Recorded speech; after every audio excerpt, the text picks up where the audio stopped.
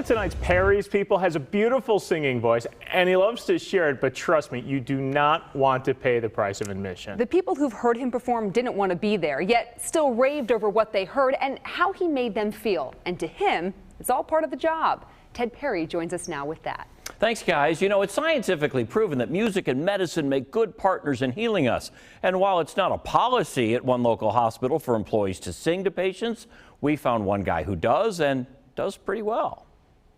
EMS arriving to room 1. To anyone not wearing scrubs, respiratory rate was 16. the hospital can be a pretty intimidating place. From the emergency department's nerve center, the corral, to the long, quiet hallways that lead to more procedures. The unfamiliarity of it all can bring more stress Doing okay? to an already unnerving predicament. But at Aurora West Alice Medical Center, not all the hallways are so quiet. Just listen. The thing about John Malera is that you often hear him before you actually see him. Please don't leave me, girl. It's impossible not to notice the bedside baritone, I don't mind weeping. whose official title is imaging assistant, a job that requires him to wheel patients to and from procedures. Don't leave me. That's what he gets paid to do. The singing part, John throws that in for free. Baby, please don't leave me, girl. How are his pipes? Is he any good? Yeah, he good. That's why I told him, I said, 65. He's good. He should be good. He did plenty of amateur theater, sang in his Navy boot camp chorus, and has a Spotify-worthy collection of classics stored in his brain. And you've had the contrast before, right? And when the time is just right, You know about the warm feeling, and the patient has been briefed on the business of the transport, and they will let you know before they start the contrast.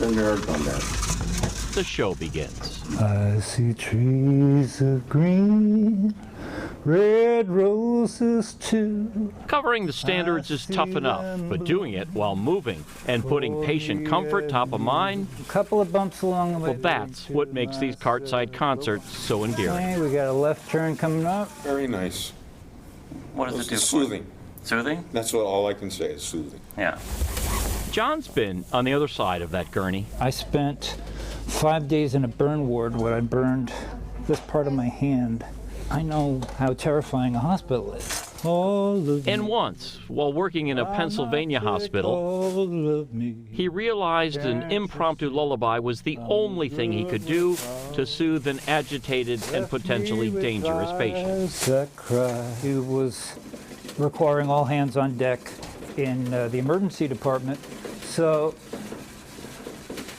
all I could think of was, I can't let him hit anybody, and we have to try to calm him down. So I held him by the wrists so he wouldn't be able to throw any more elbows. And I just started singing Brahms' Lullaby with words that I was making up. Other dancers may be on the floor. And thus, a bit was born. But my eyes can That reinforces that, yeah, this is something that I have to do every day, that I have to make sure that each patient has a little bit of a better experience, because it is terrifying. The reviews are glowing. Letters to the hospital include thank yous like, "He melted my heart," and "just beautiful, brought tears to my eyes that someone would be so kind and thoughtful." Anything from Dean Martin. I turn to see. He takes requests, and yes, some requests that he just stay quiet. She was 78, sweetest old lady, and she told me, she used the F word, she said, "Shut the F up." But even with a pounding pain in her head, watch how patient Janelle Thorson warms to the serenade. First smiling, then singing to this Looking Glass classic. He sang to you. Yeah, Well, did that help at all? a little. Made me smile. When you're in a lot of pain, when somebody's singing or the cheerfulness makes you smile a little bit, takes your mind off the pain. You want them to concentrate on relaxing. Just get out of the moment for just a little bit, 10 seconds. If I can make one person smile, I've earned my paycheck. Lying here. One doctor told me he welcomes John singing because a relaxed patient Jesus free is an easier one to treat. street. And John hopes others are as open. hold me closer, tiny dancer. I get to do what I do because I have such a great team backing me. Because I have a technologist who tolerates this, you know, because if I had people who didn't want to hear this and just wanted me to shut up, that's the end of the ballgame. Yes, I think to myself. The game's not over, John. You keep on singing, because that is making this a wonderful world. Oh, yeah. John's really good at changing ranges depending on the song, swinging from a baritone for Louis Armstrong to a tenor when a higher pitch is needed to bring a smile. And you were singing along, and were you kidding or were you serious when you said "Hold Me Closer, Tony Danza"? Well, you know. Okay.